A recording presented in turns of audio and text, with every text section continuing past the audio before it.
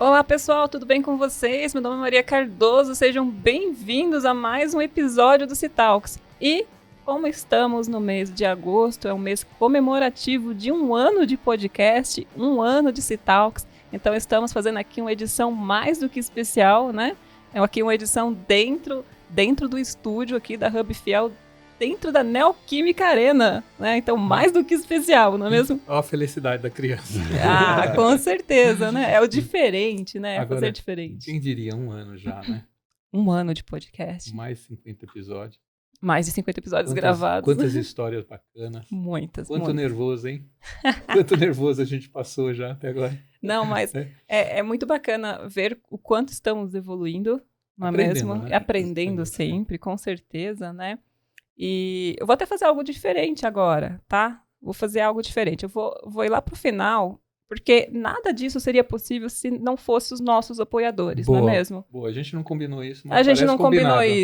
combinou isso, mas nada disso seria possível sem essa galera que tá com a gente aqui, né? Nesse 1 ano todo. Nesse 1 ano todo. Então, acho que merece ali o nosso agradecimento mais do que especial. Então, eu gostaria já de deixar aqui um agradecimento. Eu vou falar só os nomes, no final a gente faz daquele jeitinho, né? O fechamento. Perfeito. Mas, reforçando aqui o agradecimento ao grupo Taking, a Soft Expert, a Elo, a Vi, porque o Ricardinho tá aqui com a gente hoje. Obrigado, viu, Ricardinho? Obrigado, viu? Agradecer a Cisnet e agradecer a Santo Digital, que tá chegando com a gente agora nesse novo ano, nesse novo ciclo, então é muito bacana. Então, fugindo um pouquinho a regra, pronto, Marco Antônio, deixa você falar agora. Não preciso nem falar nada. Vamos apresentar o nosso convidado, né? Hoje é o terceiro do dia. Para vocês verem, o pessoal acha que não dá trabalho esse negócio aqui. Dá um trabalhão, viu, gente? Você tem a pré-produção, depois você tem produção, você tem os amigos que estão aqui trabalhando na mesa, depois você tem edição, você tem corte, você tem que assistir tudo de novo. Olha, não é fácil, não. Não é fácil, não, mas eu vou falar, é uma alegria. Eu sou muito feliz fazendo isso daqui. Eu realmente faço com muita animação. Até porque cada episódio a gente aprende alguma coisa, né? Sim, a gente aprende sim. sobre uma vertical de negócio, a gente aprende sobre as histórias de vida das pessoas, mostrando que, para a maioria das pessoas, nunca foi fácil, né? Nunca é assim algo entregado de bandeja. Tem muito trabalho, tem muito estudo, né? E imagino que não seja diferente com o nosso convidado hoje. Exatamente. Hoje a jornada aí, quem vai contar pra gente, vamos lá. Executivo de tecnologia com mais de 30 anos de experiência em transformação cultural, digital e inovação nos setores financeiro, varejo, energia e imobiliário. Formado em gestão de tecnologia pela FEA, é assim que pronuncia? Isso. Com uma liderança humanizada e estratégica, já comandou grandes equipes, né, em projetos de alto impacto e complexidade, atua também como mentor de líderes e jovens universitários e é coautor de livros sobre liderança. Queremos ouvir sobre isso. Bem-vindo, Alexandre Lopes. Obrigado, Marco. Obrigado, Maria. Parabéns aí por esse 1 ano de Citalks e muito obrigado pelo convite. Imagina, a gente que agradece. Obrigado, Ale, por estar aqui com a gente. Num sabadão, para quem não sabe, hoje é sábado e o pessoal está disposto a gravar com a gente aqui, né? E se faltar voz, gente, é que a gente acabou de ficar gritando aqui no tour da Arena. Agora só sabe do tour quem assiste a gente. Exatamente, faz parte de estar aqui, tá, gente? Fazendo parte aqui do podcast, sendo entrevistado, você tem direito a fazer o tour conosco aqui. E gritar muito, né? E vale a pena. E vale a pena, né? a felicidade de Testemunho, tá, gente? Né? Alexandre, queremos ouvir a sua trajetória, né? Então, nesses episódios, a gente sempre começa perguntando, a pergunta-chave é quem te influenciou a ser, né, um corintiano, e conta um pouquinho da sua infância pra gente, onde você nasceu. Tá bom. Bom, ninguém me influenciou a ser corintiano. Corintiano já nasce corintiano, né? Meu pai é corintiano roxo, né, e sempre acompanhei ele assistindo aos jogos, tudo, ganhava camisas e, assim, não tinha como escapar disso, né? E hoje eu passei isso para as minhas filhas também, né? Essa história de assistir os jogos juntos. A minha filha mais velha já vem para a arena comigo, ama, tem camisa, tudo, torce, sabe os nomes dos jogadores, por aí afora, né? Bom, eu sou nascido e criado no Tucuruvi, na zona norte de São Paulo. Eu tenho pais importados, né? Costumo brincar.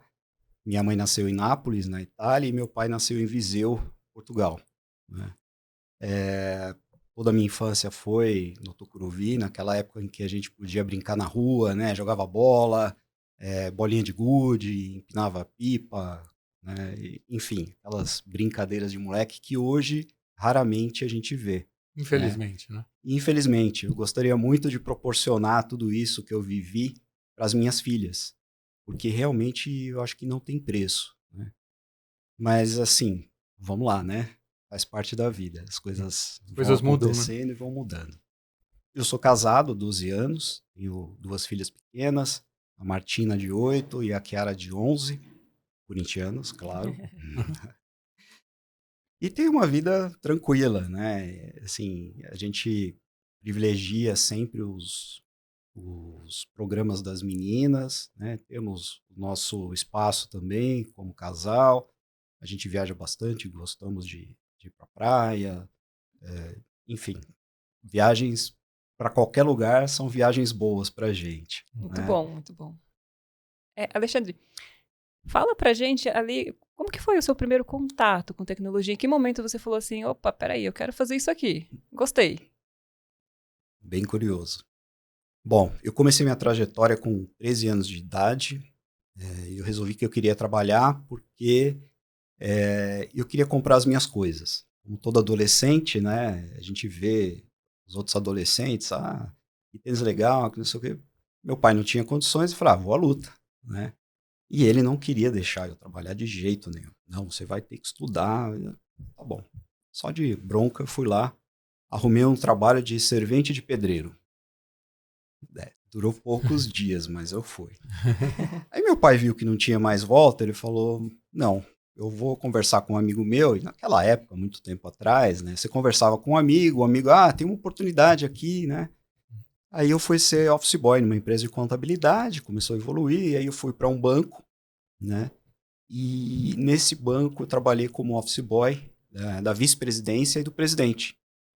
Um banco fantástico, sim, aprendi. Pode falar o nome, tá? Pode falar o nome? Pode, aqui não tem nenhuma restrição. Eu comecei em 1989 no Banco Safra, né? Então eu fui office boy da vice-presidência, principalmente do Dr. Tales, saudoso Dr. Tales, para mim um exemplo de profissional até hoje, e também fui do seu José Safra. Né? Que privilégio, hein? Nossa, assim, privilégio. Eu guardo com muito carinho, né, essa experiência que eu tive. E depois de trabalhar um tempo com eles, o Dr. Tales, que era o VP na época de tecnologia também, ele virou para mim e falou, moleque, o que você quer ser da vida?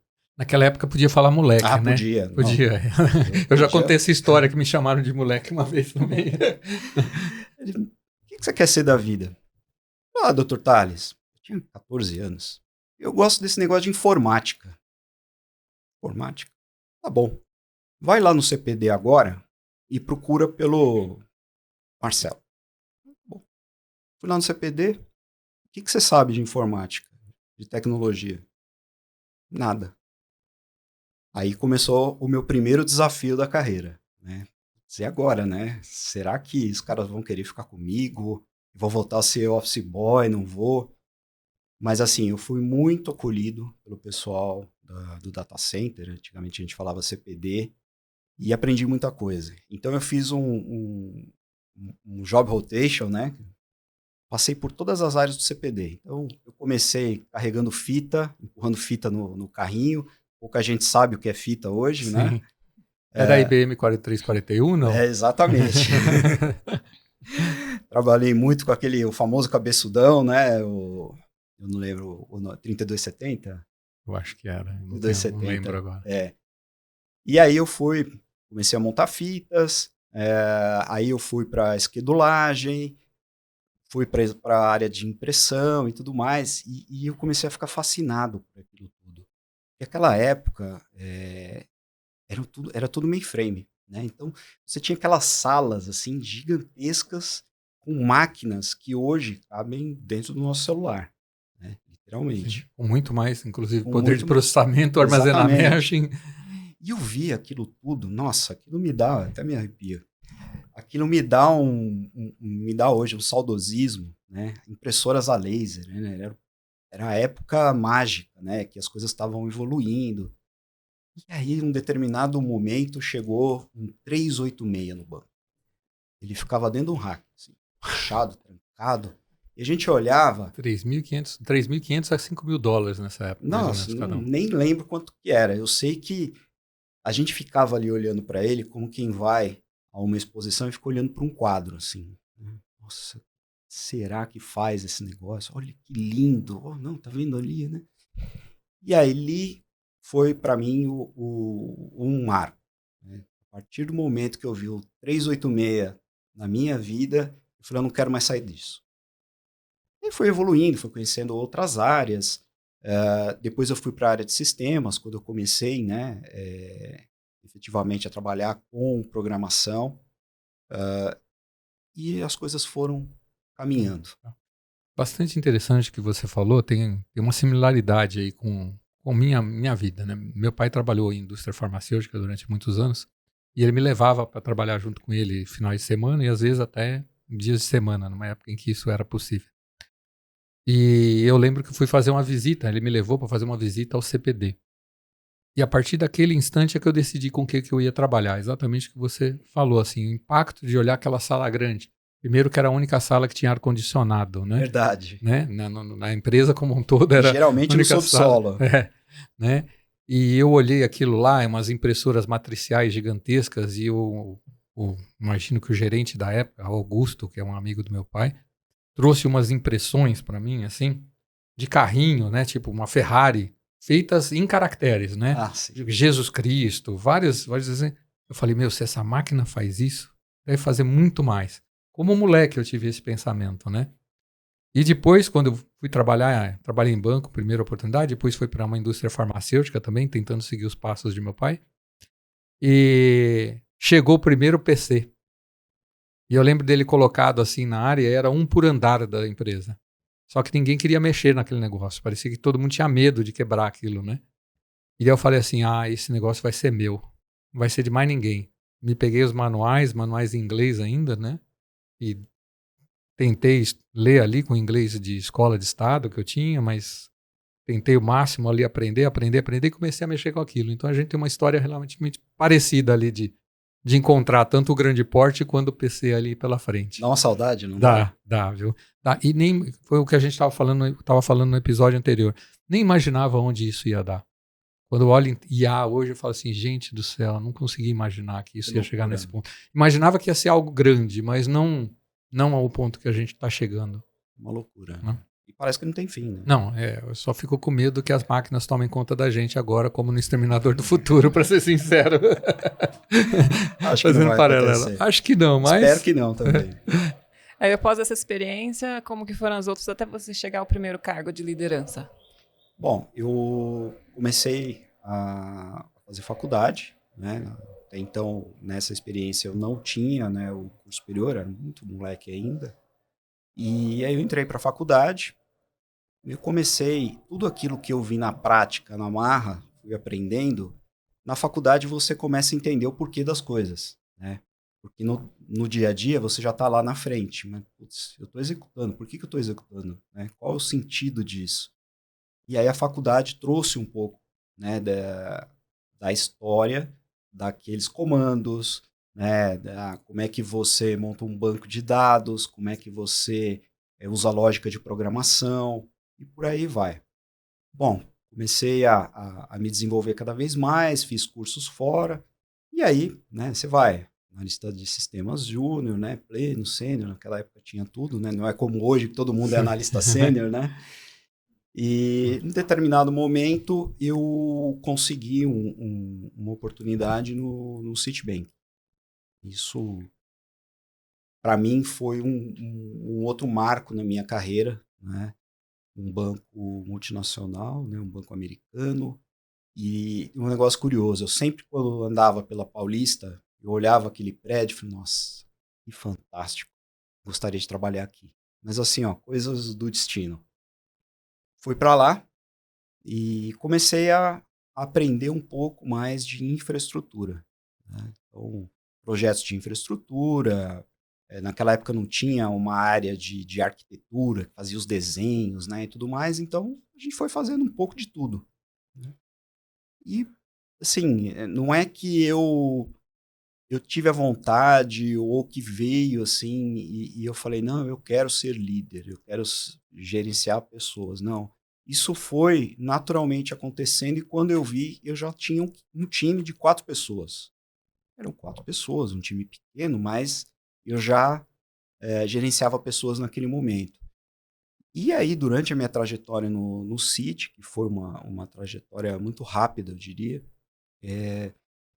eu comecei a gerenciar a área, o escritório de projetos, então aí já foi aumentando, né, a equipe.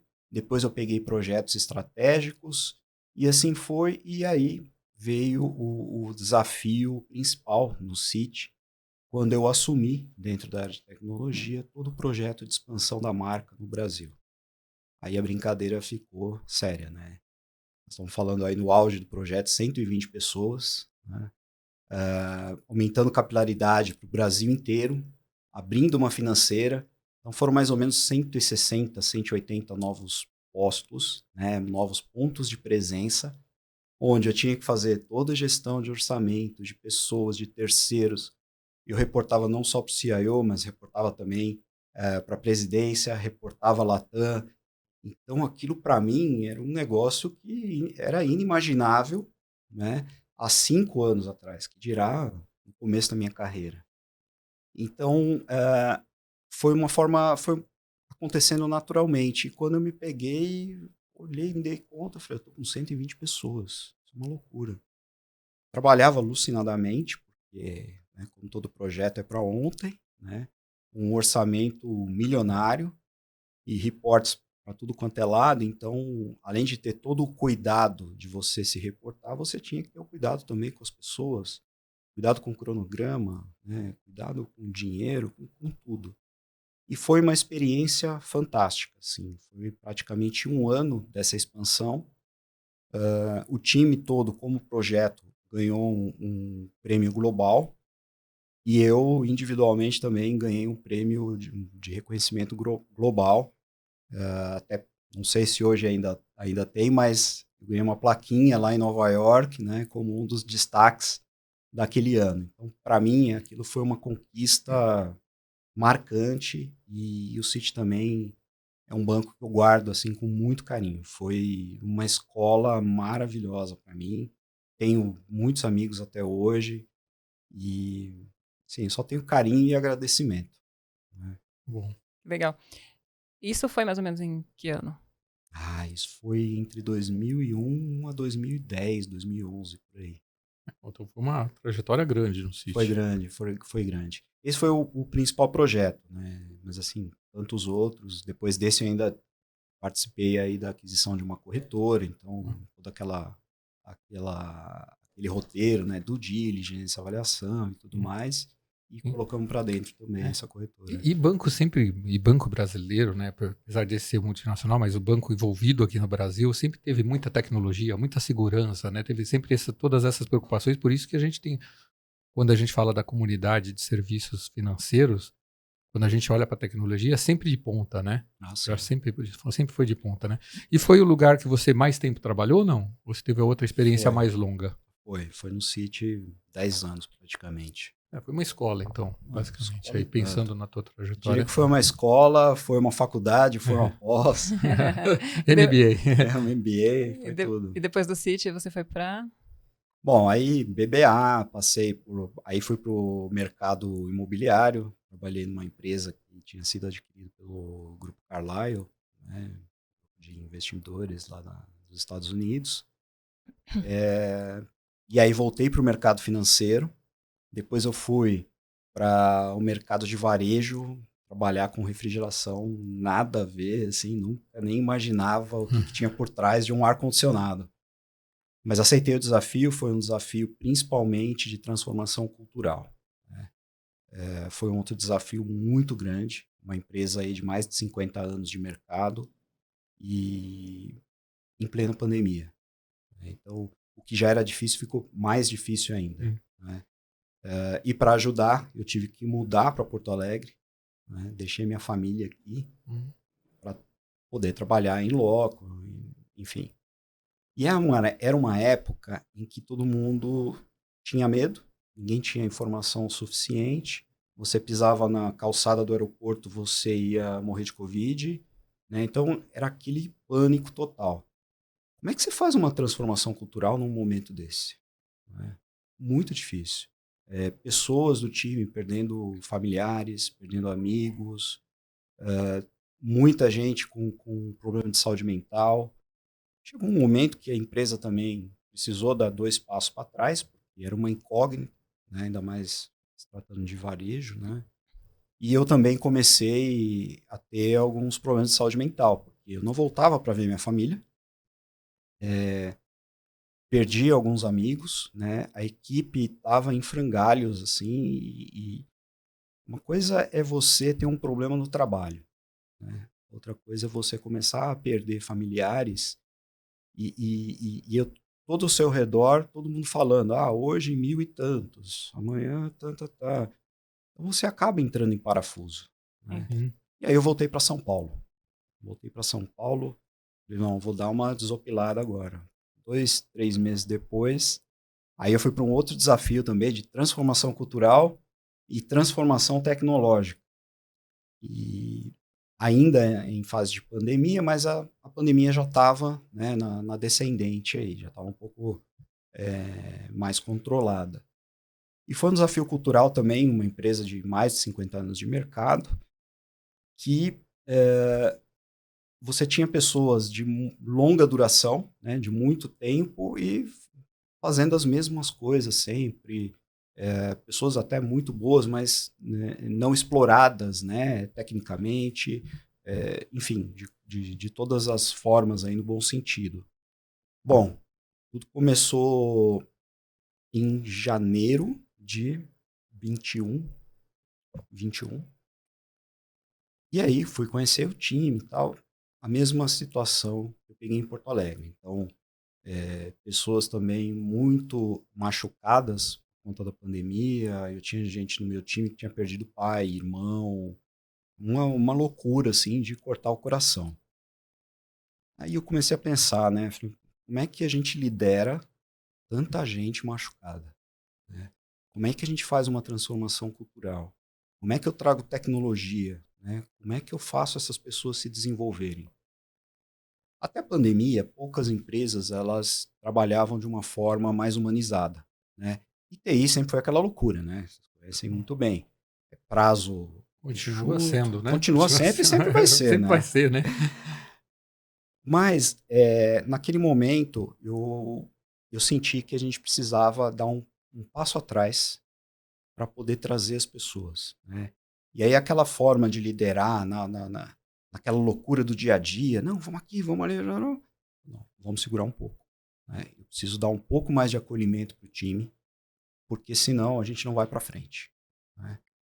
E aí eu comecei a estudar um pouco a liderança humanizada. Já vinha de antes da pandemia, mas era pouco conhecida, pouco executada nas empresas, e eu resolvi aprofundar. Falei, esse é o momento, né? Nesse vai e vem, né? Estuda aqui, aplica ali. Isso foi muito, muito legal para mim e também para o meu time. Por quê? As pessoas se sentiram mais acolhidas, tiveram dali para frente, eles se sentiram com maior liberdade de chegar e conversar comigo, dar sugestões. Enfim, a performance dali para frente ela mudou. Ninguém deixou de estar machucado, né? Ninguém deixou. Acho que perdas de familiares, amigos, a gente não recupera Sim. assim, aliás, quando Não. recupera, né? Mas as pessoas tinham mais vontade de trabalhar. E eu sempre gostei de estar perto do time, né? Então, o Marco tem um perfil, a Maria tem outro. Vamos conhecer um pouquinho de cada um, qual que é a carência, de certa forma, pessoal, né? A gente tem que entender um pouco também, quando tem a oportunidade e a abertura. Carência técnica. Aí você começa a fazer uma avaliação de cada um, descobrir potenciais, o que você precisa fazer, o que você não precisa fazer. E a coisa começou a engrenar, né? Então, pessoas começaram a se sentir, além de acolhidas, começaram a evoluir na carreira também, né? E em um determinado momento, eu fui procurado por um dos meus gerentes e falou, pô, você não quer se dedicar a fazer uma mentoria comigo? Eu tô com essa deficiência, não tô entendendo, não sei o quê. Eu falei, lógico. Então, quanto você cobra? Oi? Não, de jeito nenhum. Vamos lá. Vamos marcar uns dias aí, a gente senta por 1 hora, 1 hora e meia e vamos pra frente. Pô, o negócio foi tão legal, o cara deu uma guinada, né, na carreira, que depois de uns 6, 7 meses, ele conseguiu uma outra oportunidade no mercado e veio assim, sabe? Poxa, tem uma notícia ruim para te dar. Desculpa, você me ajudou tanto. Mas eu consegui uma oportunidade muito legal no mercado, não queria perder. Eu falei, você tá triste por quê, cara? Eu sou o primeiro a te dar, a te apoiar. Não tem tristeza aqui. Isso é um reconhecimento meu também, para mim. Então, vai embora. E eu peguei gosto pela coisa. A empresa lançou um programa também com jovens universitários, e aí eu fui para frente, ajudei a desenvolver esse programa também, e aí eu passei a dar mentoria para esses jovens também, e foi muito legal. Eu acho que depois de tantos anos de carreira, você poder ajudar quem está começando, e eu lembro de mim que eu tive mentores muito bons, né, no Safra, quando eu comecei, e eu falei, pô, acho que é uma forma também de eu retribuir, né, tudo que eu tive, mesmo que não seja para aquelas pessoas lá de trás, mas daqui para frente, é um legado, né? Sim. Não deixa de ser um legado. E aonde você teve essa oportunidade, se é que você pode falar? Posso, foi na Crefisa. Na Crefisa. Muito legal isso daí, né? E aí você falou disso, né? E nós também já conversamos aqui nos bastidores, né? Sobre a Pulse Mais, né? A gente não tem, às vezes até acaba esquecendo de falar, né? E é bem bacana, né? A gente ter a oportunidade de ser mentor de jovens de vulnerabilidade. Eduardo, um grande abraço para ti aí, né? A gente conseguiu bastante mentores aí para Pulse Mais. Sei que está com uma nova rodada, né? Já falei com o pessoal, né? Tem um amigo lá que trabalha comigo, Luiz Novaes, acabou de se inscrever também para ser mentor. Né? Conta sempre com a gente para a gente providenciar bastante gente para ir. Nosso grupo é bem grande, tem mais de 1.300 pessoas, né? No grupo de C-Level Tics.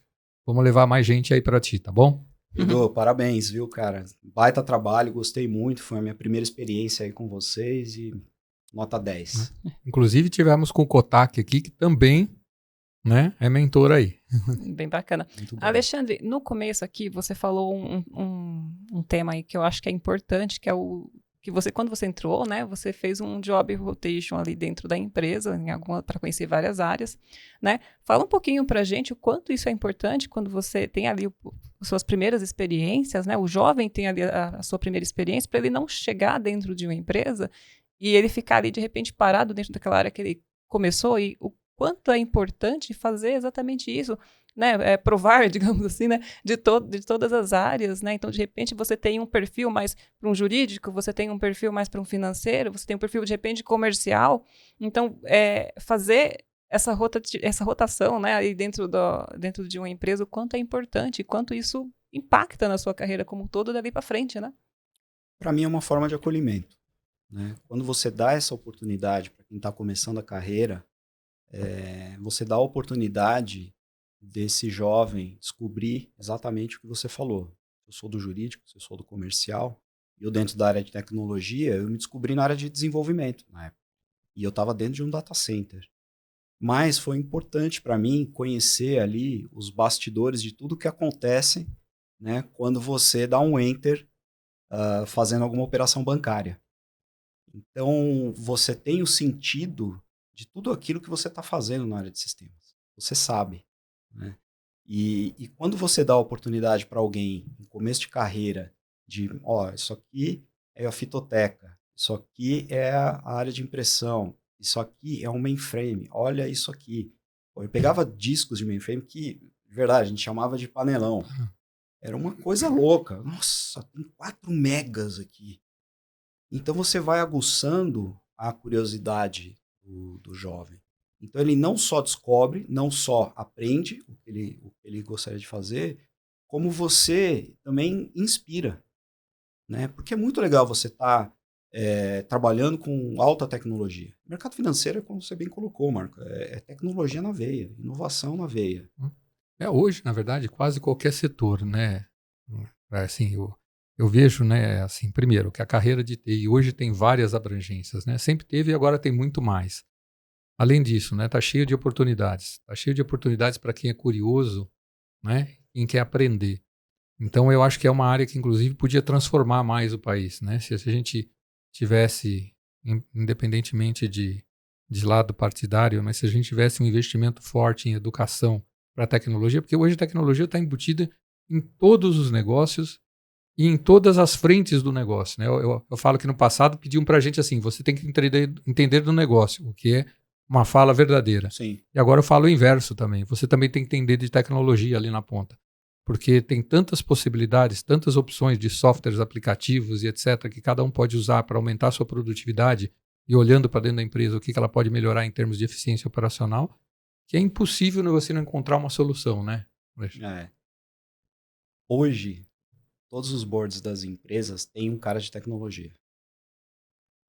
Sei lá, 10 anos atrás, 15 anos atrás, o cara de tecnologia, ele era mais um centro de custo ali.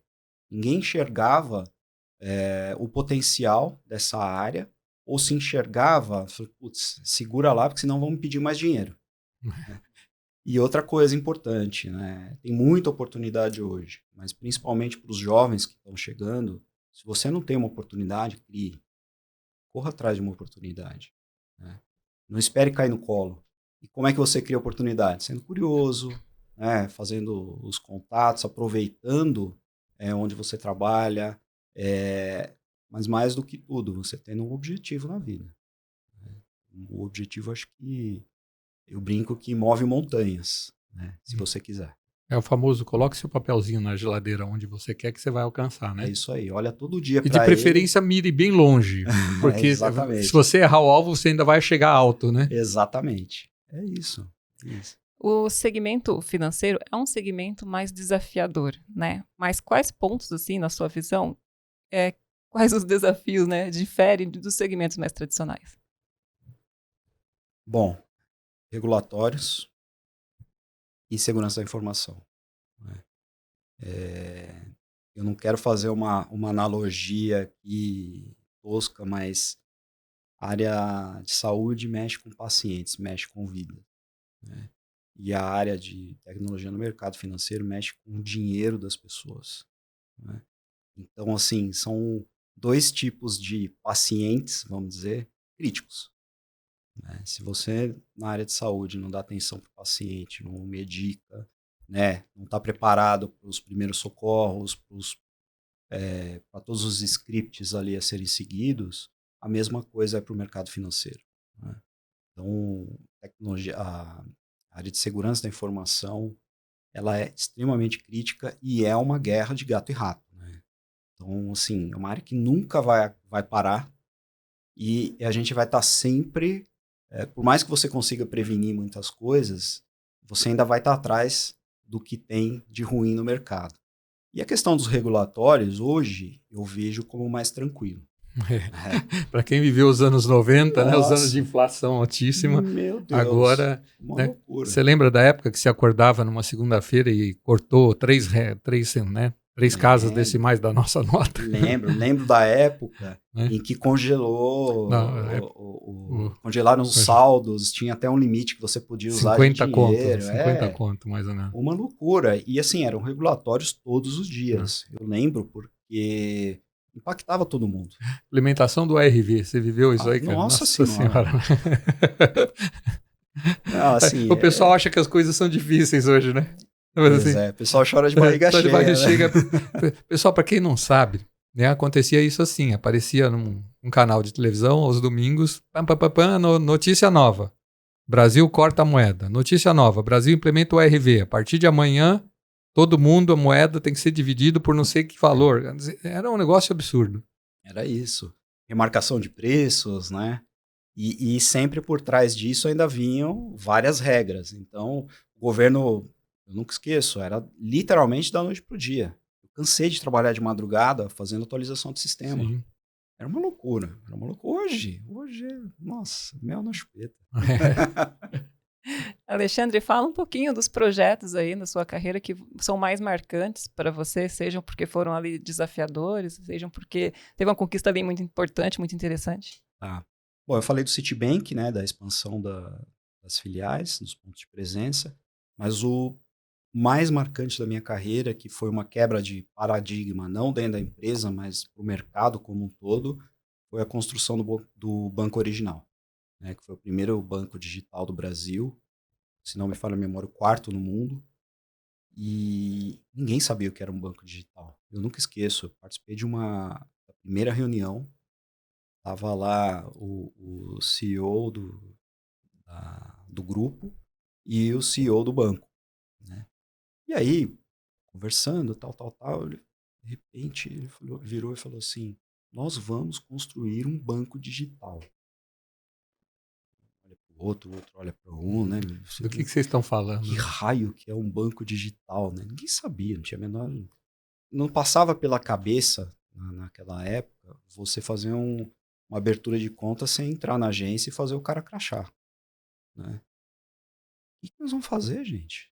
Não, então, assim, ó, o orçamento que vocês têm hoje é este, vocês vão fazer desta forma e o prazo é tanto. Pô, todo mundo louco, né? Tomar um remedinho para acalmar a ansiedade, né? E a partir dali começou uma jornada de aprendizado, né? Assim, muito aprendizado. A gente começou a desmistificar o que era um banco digital. Começamos a desenhar esse banco. E aí você começa a usar um pouco, né, da experiência de cada um. Eu conheço bastante da área de prevenção a fraudes. O outro, eu conheço muito de conta corrente. E aí você vai fazendo os desenhos e juntando ali, né, naquele quebra-cabeça.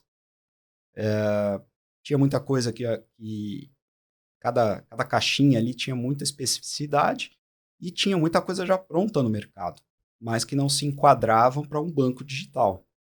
Então a gente desenvolveu muita coisa, fomos buscar tecnologia no Vale do Silício, desenvolvemos projetos assim de workflow de conta corrente, não existia, né? Era tudo muito manual, de forma normal, e a principal barreira foi o Banco Central. Como é que a gente vai convencer o Banco Central de que eu vou abrir uma conta pelo meu telefone, eu vou fazer uma transferência bancária pelo meu telefone, não que não fosse possível fazer, mas assim, e como é que eu vou comprovar que eu não sou um fraudador? Não sei. Ninguém tinha essa resposta. E aí foram inúmeras reuniões com o Banco Central para a gente realmente conseguir quebrar essa regra, esse paradigma, comprovar que realmente, olha, isso aqui é seguro, né? E aí começaram as tecnologias, né, de reconhecimento facial, começou muito com foto, depois começou, né, vira para a direita, baixa a cabeça, levanta a cabeça, sorria, pisque. Essas coisas foram evoluindo e ao longo do tempo a gente conseguiu fechar todo esse quebra-cabeça, né? Fomos a mercado, ali a gente lançou o banco. Eu nunca esqueço, o lançamento foi muito legal. A gente foi num domingo, no horário nobre, um programa famoso aí numa emissora, e aí veio a propaganda, a primeira propaganda do Banco Original, Usain Bolt, naquela época, né? Mas foi assim, o pessoal ficou doido, né? Assim, dentro da sala, porque ali estava nascendo o nosso filho. E a gente trabalhou muitas madrugadas, a gente quebrou muita cabeça para chegar naquele momento. Então, foi um reconhecimento maravilhoso, né? O mercado absorveu bem, o banco teve um crescimento relativamente bom, né, dali para frente. E para mim foi a maior experiência de vida, assim, foi sensacional. E você que conhece bem profundamente esse setor, né? Você viu, né, toda a movimentação que teve, né? Se o Original foi o primeiro, depois surgiram vários outros. Como é que você vê as fintechs aí, né? Porque eu falo que hoje todo mundo, se quiser, pode ser banco, Sim. né? E se você olha todas as lojas têm os seus bancos hoje, né? Eu vou citar algumas coisas aqui, mas que me vem à cabeça. O Mercado Livre tem banco, Casas Pernambucanas tem banco. Quer dizer, hoje todo mundo tem um banco. Eu acho que todo mundo que tiver um punhado de clientes pode ser um banco, né? É mais fácil construir hoje? É muito mais fácil, né? A tecnologia ajuda muito, né? Hoje tudo, a gente fala API, pluga aqui, ó, tá aqui a minha API. Então tudo é muito mais fácil, né? Com a evolução da tecnologia, não tem problema nenhum. Todo mundo vira banco fácil da noite para o dia. Até porque não tem tanta regulamentação como tem efetivamente um banco reconhecido no mercado, um banco de verdade no Banco Central. Alexandre, você já parou para observar o quanto o nosso setor bancário é muito à frente da tecnologia comparado, por exemplo, com os bancos americanos? Sim. O nosso mercado, ele é reconhecido no mundo inteiro, né? Porque nós temos, assim, comparando, né, com os bancos de outros países, a gente tem o melhor nível de regulamentação, né? A gente trabalha muito bem com prevenção à lavagem de dinheiro, coisa que não acontece em muitos países por aí, países de primeiro mundo. Somos reconhecidamente, somos muito bem reconhecidos no mercado como um todo por termos um sistema bem robusto, né? Vide aí, né, Pix, né? A gente tem... Tô louco para te fazer uma pergunta com relação a isso. Pode continuar aí, tá? Mas tá assim, borbulhando a pergunta do Pix aqui. O próprio evento do Banco Digital, né? Então, assim, Brasil sempre foi referência no mercado financeiro e vai continuar sendo. Porque ano após ano os investimentos aumentam, né? A criticidade do negócio aumenta, então, assim, o Brasil é vitrine. Eu ia falar isso, o Pix é uma coisa genial, né, Ali? Assim, o fato de, porque eu, como eu disse, eu trabalhei em banco, meu primeiro trabalho foi em banco, né? E lembrando o que acontecia, trabalhei no Banco Real, o qual sou muito grato, que me ensinou a trabalhar com pessoas, né? Eu trabalhei de caixa, né? Na época tinha um nome bonito, era Caixa Executiva. Trabalhou de gravatinha de crochê? Trabalhei de gravatinha de crochê. Né? Primeiro emprego, eu lembro de chegando pro meu avô falando que ia trabalhar em banco, meu avô brilhava os olhos assim, né? Muito legal. Assim, arrumou, né, o trabalho do futuro e tal, né? E ali, né, você tinha toda a compensação bancária, né? Chegava um cheque, pelo período da manhã, você chegava os cheques relativos à agência, recebia o saldo em papel, um saldo de cada cliente, aí você tinha que abater na mão os cheques ali, tal, que iam ocorrendo durante o dia. Depois você pegava os cheques que você ia recebendo durante o dia e mandava para a câmara de compensação no dia seguinte. Ou seja, estou falando isso, gente, parece que não, mas estamos falando isso nos anos 90, né? Então, assim, ia para lá, para a câmara de compensação, você só ia saber seu saldo mesmo correto 2 depois, dias né? depois. Hoje você faz um Pix na hora, já bate, já sabe se tem saldo ou não tem saldo, assim, é impressionante, né? É uma coisa impressionante que nós lançamos, né? Não, e assim, o legal de tudo isso é que está evoluindo, né? Então, hoje você, por exemplo, você paga as contas de concessionária, você não vai ter mais débito automático. Sim. Você já vai ter o Pix automático. Você vai começar a parcelar via Pix. E a parte filé da coisa, né? De graça. Por isso que tem outros países de olho nisso. Né? Com certeza. A vitrine continua lá, né? É só aumentando, né? O que você vai colocando na vitrine. Mas eu acho sensacional isso. Eu acho sensacional. Porque, primeiro, a velocidade com que as coisas acontecem, né? A gente faz um Pix aqui, já está aparecendo na sua conta no mesmo milésimo de segundo ali, né? E a segurança que tem por trás disso tudo, né? É impressionante, né? Mas muito desse avanço que a gente tem no nosso, quando a gente fala em banco, em mundo financeiro, enfim, se dá porque a gente tem um povo criativo, né? Para o bem e para o mal, né? Para o bem e para o mal, exato. Mas quando a gente olha lá para os Estados Unidos, que você quer fazer uma transferência de uma conta para outra e às vezes demora 3 dias para aparecer o saldo, você fala assim, gente, não dá para entender, né? Exatamente. Não dá para entender como é que isso acontece. Mesmo quando você usa, né, o Swift, o famoso Swift, né, para mandar dinheiro daqui para fora, coisa que hoje quase não se usa mais, não é na hora. Sim. Né? Demora dias. Outro dia, quem que me falou? Um amigo recebeu um cheque de um banco americano.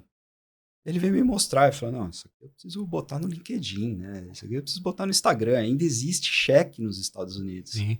Quanto tempo você não ouve falar de cheque no Brasil? Nossa, não uso talão de cheque, já faz bastante tempo, né? Até porque nós vamos poder fazer o Pix parcelado também, então você não vai, aí não vai usar mesmo, Não dá né? para fazer o famoso pré-datado, né? Pré-datado, né?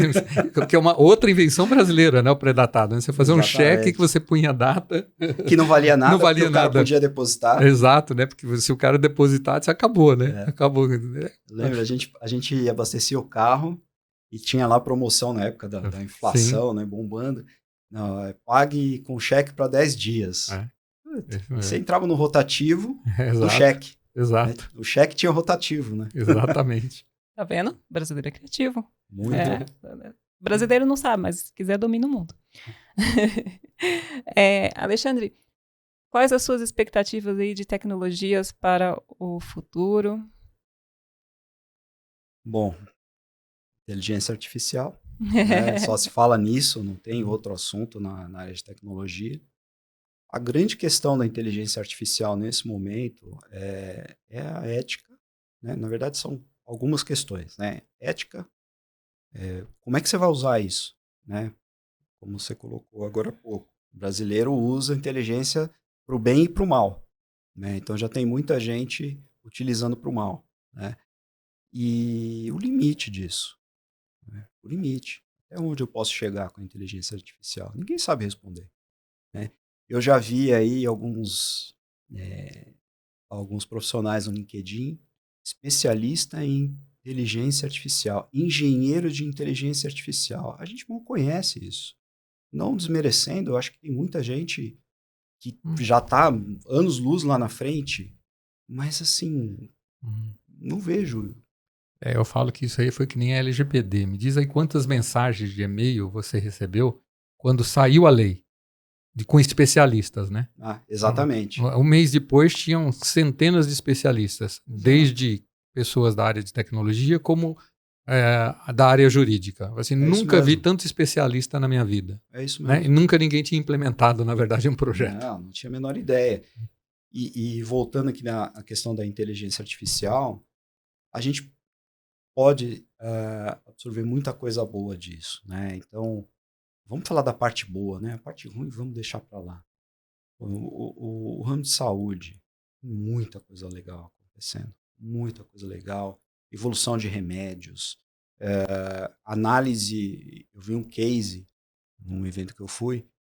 Eles estavam analisando uma doença muito característica de uma determinada região dos Estados Unidos, um condado praticamente, com inteligência artificial. Eles estavam capturando, montando um banco de dados para tentar identificar o porquê daquilo e chegaram à conclusão que era a água que abastecia aquele condado.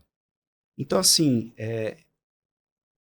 a área de saúde, eu acho que é quem efetivamente vai ajudar muito a humanidade com a inteligência artificial. Não vamos substituir médico em hipótese alguma, mas as pesquisas, né, de remédios, doenças que, se Deus quiser, a gente vai ter cura com a ajuda da inteligência artificial. Né? E aí, falando dos outros ramos, né, área jurídica, também aqui não vamos acabar com o advogado, né? Existe um mito no mercado de que ninguém mais vai trabalhar, né? Todo mundo vai ficar desempregado. Eu faço um paralelo com a música, né? Quando a gente vinha lá dos nossos LPs, né? Para quem não conhece LP, é um negócio assim, ó, uma bolachão desse tamanho aqui que tinha 6 músicas às vezes de um lado, mais 6 do outro e olha lá. Tá? Então a gente tinha 12 músicas ali. Quando veio o CD, todo mundo falou assim, vai acabar o LP. E realmente diminuiu muito. Sim. Né? Veio o streaming, o streaming vai acabar. Veio o MP3 primeiro, depois veio o streaming. Né? Veio o MP3, vai acabar o CD. Na verdade não acabou, né? Sempre tem um espaço para cada uma das coisas, né? Então eu acho que é mais ou menos como as profissões. Aqueles que souberem usar bem a IA são aqueles que vão sobreviver. Exatamente. Na verdade, nas suas profissões. Se você não for um utilizador de IA como tecnologia, absorvendo para o seu dia a dia, aí sim você vai ficar para trás. A gente passou por várias, né, ondas, né? Várias ondas. Então, você teve a época da expansão da tecnologia bancária, surgiram os ATMs. Putz, não vai ter mais caixa nos bancos.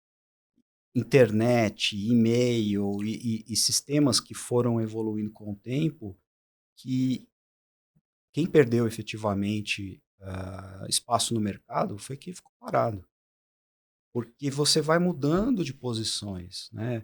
Em que sentido? Você começa a aprender e você desenvolve outras habilidades, né? habilidades. Exatamente. Então, Bom. esquece, IA não vai acabar com o emprego de todo mundo. E tem um passo antes, né, também, que o pessoal ainda precisa se preparar muito bem em sentido de dados, né? Sim. Porque falar de IA, todo mundo fala de IA, mas peraí, como é que tá ali? Parece que tá empurrando a sujeira para debaixo do tapete? Exatamente. Né? O Ricardinho que tá aqui com a gente, que eu diga, né, Ricardo? Se é uma boa base de dados, né? Só dá um grito aí, né, Ricardo? Precisa, né? Precisa. Não dá para ter aqueles 10 cadastros únicos, né? Exato. Exatamente. Bom, Alexandre, indo mais aqui para a reta final, que passa rapidinho, né?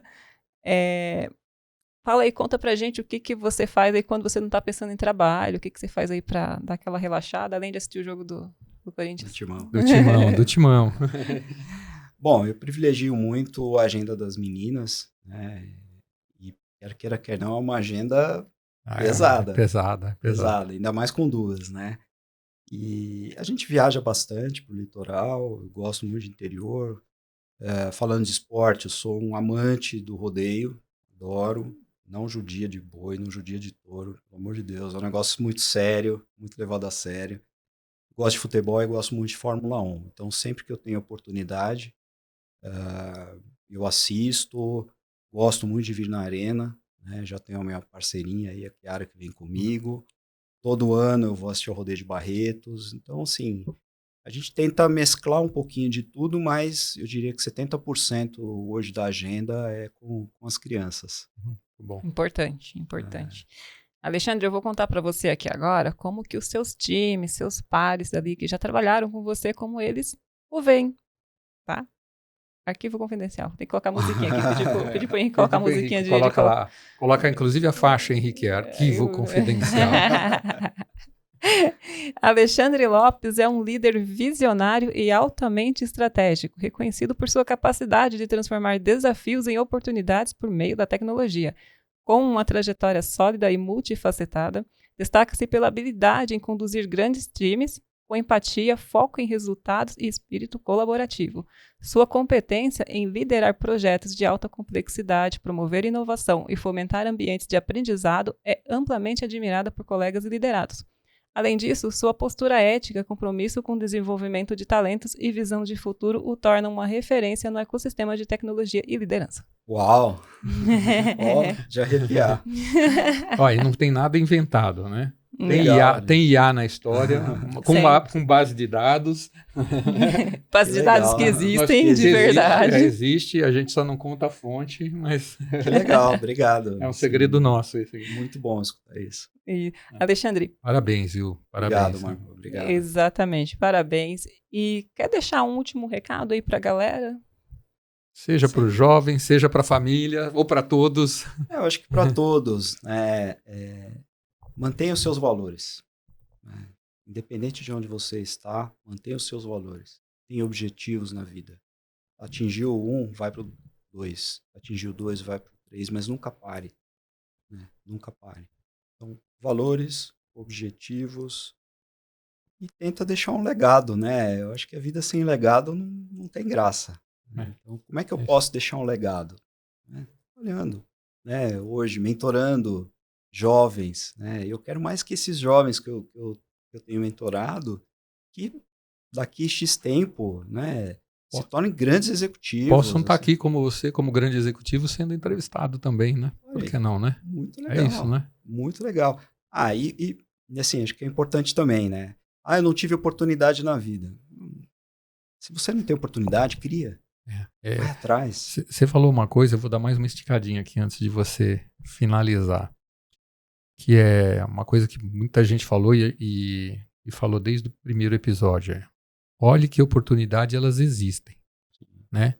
Na verdade, não é a empresa que escolhe você, é você que escolhe a empresa. Então, veja o ramo que você vai trabalhar, né? Eu falo hoje, eu trabalho numa incorporadora, consultora que chama Plano e Plano. Eu não entrego apartamento para as pessoas.